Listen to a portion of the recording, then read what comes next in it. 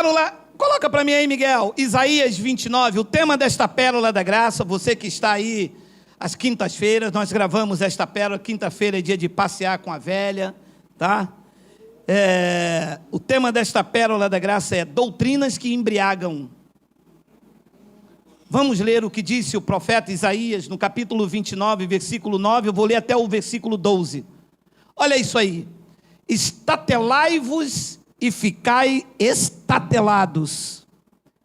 Cegai-vos e permaneceis cegos. Olha, bêbados estão, mas de 51, de caninha da roça. Ora, se uma pessoa não está bêbada de vinho, possivelmente ela está bêbada de quê? Dessas doutrinas que embriagam. Antes de continuar a ler o versículo, deixa eu te dizer uma coisa. As prostitutas, e o meu respeito a algumas que nos ouvem, porque estão presas nessas obras da carne, mas eu creio que serão libertas pela espada do Espírito. Algumas prostitutas, quando saem com seus clientes e querem tomar o seu dinheiro, dá o boa noite, Cinderela. As prostitutas embriagam os seus clientes, oferecendo um falso amor ilusório para depois roubar. Infelizmente, é assim que alguns lugares chamados igrejas, e também não são todos, tem muita gente boa e honesta que desconhece a pureza e a simplicidade devida a Cristo. Eles embriagam os seus ouvintes com falsas doutrinas e oferecendo uma doutrina ilusória. A pessoa fica embriagada com tantas coisas que ela fica cega. O profeta disse: estatelai-vos e ficai estatelados, cegai-vos e permaneceis cegos, bêbados estão, mas não de vinho, andam cambaleando, mas não de bebida forte. Versículo de número 10. Porque o Senhor derramou sobre vós o espírito de profundo sono, e fechou os vossos olhos, que são os profetas. Então, as pessoas viam com os olhos dos profetas. O que o profeta falava, ela não via. Os profetas guiavam as suas visões. E diz então que Deus derramou sobre vós o espírito de profundo sono, fechou os vossos olhos, que são os profetas, e vendou a vossa cabeça, que são os videntes. Meu amado, eu andei muito tempo por aquilo que o pastor falava. E eu acredito que os senhores também. Não é campanha, é campanha. Ele é um homem de Deus. Então a minha visão não era uma visão limpa, não era uma visão perfeita. Eu não tinha os olhos iluminados. Eu era guiado pelo que o profeta falava naquele tempo. Mas esse também é um retrato das pessoas que estão aí fora. Porque uma pessoa, tenho dito isso reiteradas vezes, porque é uma realidade, isto tem que ser dito direto. Uma pessoa entregar todo o seu dinheiro numa fogueira fictícia, ela não anda pelo que diz o Evangelho, ela anda pelo que o homem fala.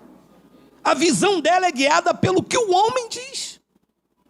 Ora, se não está no Evangelho, não pode conduzir a minha vida, meu amado. Cristo é o guia da palavra, Ele é o guia da graça de Deus, o Espírito é o guia. Depois ele diz no versículo de número 11, olha só: toda visão já se vos tornou como as palavras de um livro selado. Preste bastante atenção nisto aqui. Diz que toda visão já se vos tornou como as palavras de um livro selado, que se dá ao que sabe ler, dizendo: lê isto, peço-te. E ele responde: não posso, o livro está selado. Você entende perfeitamente o que se faz, as manobras que se fazem para enganar, para embriagar. Então chama quem sabe ler e pega um livro acorrentado, selado e diz: toma, está aqui, lê aí. Pessoa: o que foi? Não consigo, está fechado o livro. Ah, o livro está fechado? Aí está dizendo o seguinte: Jesus é a porta. Se Jesus é a porta, eu não consigo abrir. Então é isso aí, porque o Senhor é um homem de Deus. Depois ele diz no versículo de número 12: e dá-se o livro ao que não sabe ler, dizendo: lê isto, peço-te. E ele responde: eu não sei ler. Então quem sabe ler, o livro está selado, acorrentado, você não sabe. E quem sabe ler? Quem sabe ler, ele deixa à vontade. Lê aí. Não consigo. Não sei ler. Então isso tem embriagado a igreja. E sempre foi assim. Desde os primórdios até o dia que se chama igreja, ninguém tem acesso ao conhecimento da graça de Deus. O evangelho está encoberto por interesses espúrios. A maior rentabilidade nesse país se chama igreja evangélica. Não paga imposto. O pastor tem salário, pago pelos clientes. Não é crentes, é clientes. O pastor tem plano de saúde, carro bom, casa boa, salário bom, não trabalha, não prega o evangelho. É uma vendilhagem, é um comércio da fé em nome de Jesus. E isto vai embriagando as pessoas. Viu que ele disse? As pessoas estão bêbadas, mas não é de bebida forte, elas andam cambaleando. Isso é triste. Olha o que disse, olha, Isaías. Olha o que já estava acontecendo lá no livro do Apocalipse, capítulo 17, versículo 1 e 3. Temos tempo? Temos. Olha aí. Veio um dos 7 anjos que tem as 7 taças e falou comigo dizendo, vem, mostrar-te-ei o julgamento da grande meretriz que se acha sentada sobre as águas. Temos uma mensagem sobre isso. A igreja que estuda, os teólogos que estudam bacharéis em teologia, diz que a grande meretriz é a igreja católica.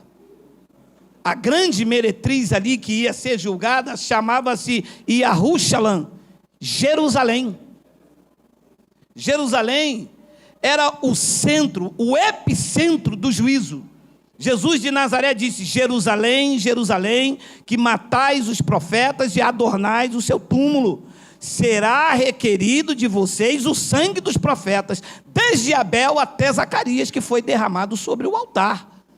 Jesus de Nazaré disse em Lucas capítulo 21, versículo de número 20, quando virdes Jerusalém assolada, está perto a vossa desolação, mas os pastores, uns por ignorância, outros por desejos espúrios, ocultou essa sabedoria da igreja. Deus é quem sabe ler o livro selado, e a quem não sabe ler, ele disse, toma, lê aí. E eu acredito que se fosse o dia de hoje, encontrasse alguém pelo menos igual a mim, que soubesse soletrar, eles iam dar escrito em aquele livro que... Não, aquele que lê assim com o dedo. É método de Braille, meu irmão. Uma covardia que se fazem. Olha, mostrar-te-ei o julgamento da grande meretriz, que se acha sentado sobre muitas águas. 2, com quem se prostituíram os reis da terra, e com o que? O vinho da sua devassidão, foi os que se embebedaram que habitavam na terra. O vinho da sua devassidão aqui, não era vinho, como quem cambaleava lá atrás com bebida forte. Isso é a doutrina que Jerusalém se corrompeu, viveu muito bem a sua luxúria, e os reis da terra se curvavam diante da sua suntuosidade.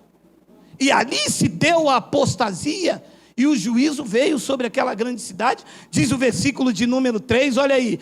Transportou-me o anjo em espírito a um deserto, e vi uma mulher montada numa besta escarlate, besta repleta de nomes e de blasfêmia, com 7 cabeças e 10 chifres. Então Jerusalém se tornou a grande meretriz, se prostituiu, viveu muito bem com mirra, com óleo, com presente, com comércio, com vendilhagem. É o retrato da igreja atual. Está chegando 2022. O que eles chamam de santuário e que eles chamam de altar santo, daqui a pouco está repleto de políticos corruptos, oferecendo, sabe o quê? Negociata, melhoria na igreja, cargo ao pastor, presidente como secretário. Existem vários homens que são chamados homens de Deus, que estão sentados numa besta escarlata, estão aí, venderam a sua alma a Mamon, estão lá no Palácio do Planalto compartilhando de matança de bois, de idolatria, de corrupção. Todos eles venderam a sua vida. Sabe por quê? Porque embriagaram a igreja, tamparam os olhos, deram um livro selado, e que não sabe ler, abriram o livro e disseram: lê aí. E as pessoas não sabem discernir que este campo da graça de Deus não pode existir essa idolatria, esta corrupção e essa doutrina que embriagou os santos. Mas não tem ninguém que se levante. Se você prega contra a verdade, eles ameaçam ir ao Supremo Tribunal Federal. A mim pouco me importa, porque eu sei que lá, apesar de haver algumas coisas que a mim não é lícito falar, pode me colocar diante dos reis, dos presidentes, que se vir com história de Bíblia, eu mando todos eles sentarem e me ouvir. Paulo fez isso nos dias dele, o Espírito que estava em Paulo é o mesmo que está em mim. Eu não sou Paulo de Tarso, mas sou Geraldo do Sarapuí, o que mantém um birimbau afiado para bater neles. Aqui não. Se vir com história de Bíblia, eu falo: senta. Vocês me julgam segundo a Bíblia, e segundo a Bíblia vocês não as obedecem. Abre aí, abre lá, mostra aí, fala aí, está escrito, está registrado. Me julga segundo o que vocês quiserem, mas se entrar no campo da teologia da palavra, eu vou dizer: cite. Disse em Apocalipse capítulo 18, versículo 9, versículo de número 16, diz assim: ora, é a continuação, é o contexto: chorarão e se lamentarão sobre ela os reis da terra. Está falando sobre Yahushua, que com ela se prostituíram e viveram em luxúria, quando virem a fumaceira do seu incêndio. Você que já estudou escatologia consumada conosco, você sabe que quando o general Tito e o Império Romano invadiu Jerusalém, Jerusalém pegou fogo. Depois diz no versículo de número 10: e conservando-se de longe pelo medo do seu tormento, dizendo: ai, ai, tu, grande cidade, Jerusalém, Babilônia, tu, poderosa cidade, pois em uma só hora chegou o teu juízo. Você entende que está falando sobre Jerusalém? Versículo de número 11, e sobre ela, sobre Jerusalém, choram e pranteiam os mercadores da terra, porque já ninguém compra mais a sua mercadoria. O que é que estava acontecendo ali? Um espírito de vendilhagem em Jerusalém. Depois ele diz, versículo 12, mercadoria de ouro. Olha o que estava acontecendo antes do juízo chegar: mercadoria de ouro, de pratas, de pedras preciosas, de pérola, de linho finíssimo, de púrpura, de seda, de escarlata e de toda espécie de madeira odorífera, todo gênero de objeto de marfim, toda qualidade de móvel de madeira preciosíssima, de bronze, de ferro, de mármore. 13, e canela de cheiro, especiarias, incenso, unguento, bálsamo, vinho, azeite, flor de farinha, trigo, gados e ovelhas, de cavalos, de carro, de escravos e até... Tudo isso na cidade de Jerusalém, em nome dos sacerdotes, em nome dos levitas e no nome daquele que deveriam abrir a mente das pessoas, estavam embriagando, fazendo da casa do Pai, naquele tempo, um comércio, tal qual se fazem hoje na chamada Igreja de Cristo. Dentro das igrejas evangélicas, não é evangelho, é negócio. A disputa são vidas. Quem tem mais membros, quem tem mais congregação. Isso tem que ser denunciado. Isto tem que ser pregado, fixado, porque as pessoas estão embriagadas com falsa doutrina, que as mantém escravo, que as mantém cativo, com medo de homem, da autoridade do pastor, o pastor presidente, que na verdade não são nada. Ninguém ungiu ninguém nesta terra. A unção que nós recebemos vem dos santos, e todos vocês foram ungidos por Deus. Todos nós temos a unção que vem do santo. Não temos medo de homem, eles não podem nos fazer nada se Deus assim não o permitir. E Pedro, que era um judeu e que conhecia muito bem o que estava acontecendo em Jerusalém e Yahushua, disse Pedro em 2 de Pedro, no capítulo 2, no versículo 1 ao 3, leia: assim como no meio do povo surgiram falsos profetas, assim também haverá entre vós falsos mestres, os quais introduzirão dissimuladamente heresias destruidoras, até o ponto de renegarem o Senhor que os resgatou, trazendo sobre si mesmo repentina destruição, e que foi o que aconteceu em 70. Pedro está escrevendo no ano 68 na Macedônia, e diz no versículo de número 2, e muitos seguirão as suas práticas libertinas, e por causa deles será infamado o caminho da graça, o caminho da verdade, e infelizmente acontece isso hoje. Quando você diz às pessoas que o batismo foi na cruz, elas dizem, não, tem que batizar nas águas. E o pastor defende isso de unha e dente, por quê? Porque uma vez que você batiza nas águas, você recebe uma certidão de batismo, você é preso àquele lugar e passa a chamar aquele homem lá na frente que te colocou debaixo dessa heresia como teu pai na fé. É verdade ou não é? É. Me leva lá no Supremo. Me coloca lá com o Fiuk. Qual o nome? Luiz Fiuk. Me bota lá de frente com o Luiz Fiuk. Você vai ver que eu abro lá em Romanos e mostro para ele. E ele prende você. E muitos seguirão as suas práticas libertinas, e por causa deles será infamado o caminho da verdade. Versículo 3, tem também movidos pelo Espírito Santo. Movidos por quê? Avareza. Ouça, tem alguém aí, Mateus? 4? Não corre os 4, fica aí. Todos vocês são movidos por avareza. O negócio de vocês é dinheiro, o negócio de vocês é bolsa, o negócio de vocês é carteira, e o nosso negócio é denunciar a fraude de vocês. Já correu? Está internado? Quebrou a perna. Também movidos por avareza farão comércio de vós com palavras do evangelho. Com palavras do quê? Fictícia. Não existe, não tem. Quando você pergunta a eles, mas pastor, isso tem? Ele diz, Deus me revelou. É o pastor Kodak. Tem Kodak ainda? Não, acabou. Mulher velha. E farão comércio de vós com palavras fictícias. Mas para eles, Pedro está antes de 70, escrevendo em 68 lá na Macedônia, para os seus compatriotas, Pedro disse, para eles, o juízo lavrado a longo tempo não tarda, e a sua destruição não dorme. É que nesse tempo tinha homem ousado para pregar contra esses homens. Tinha João Batista, tinha Pedro, tinha Paulo, tinha Barnabé, tinha Apolo. Naquele tempo, a defesa era do evangelho. Hoje, a defesa é da bancada evangélica. A bancada evangélica está lá para defender os templos, os estatutos internos legalizados pelo CNPJ. O povo da graça de Deus defende a espada afiada de 2 gumes, custe a quem custar, porque Cristo nos levantou nessa geração como bons soldados de Cristo para combater o bom combate e denunciar esta embriaguez, esse espírito de meretrício que está dentro das igrejas evangélicas. Está na hora de dar um basta. Está na hora de falar a cada um que encontrar o nosso caminho.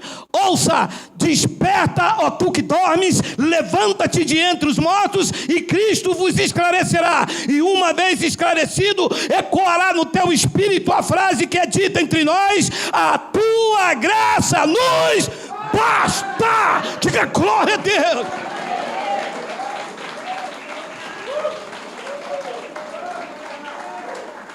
E Efésios capítulo 4, versículo de número 11, para terminar essa preciosidade, Paulo diz, e ele mesmo concedeu uns para apóstolos, outros para profetas, outros para evangelistas e outros para pastores e mestres. Segura aqui, tudo isto aqui não era um título, é dom. Ele concedeu, não é que ele consagrou ninguém com óleo, não tem uma passagem no evangelho, na lei, que Moisés ou os profetas consagrou alguém para pastor. Consagrava os reis. Um costume judaico. Não tem uma passagem que Jesus consagrou Pedro com óleo. Tem? Não tem. Se não tem, o que é isso? Um espírito de embriaguez que está na vida das pessoas. Um homem não é nada na comunidade, não é nada em termos, né? Sempre será tudo em Cristo. Um homem está aqui muito bem, de repente o pastor chama ele aqui, dobra o joelho dele e joga azeite. Quando ele levanta, ele já manda já na forma de você se vestir, já mete o porrete.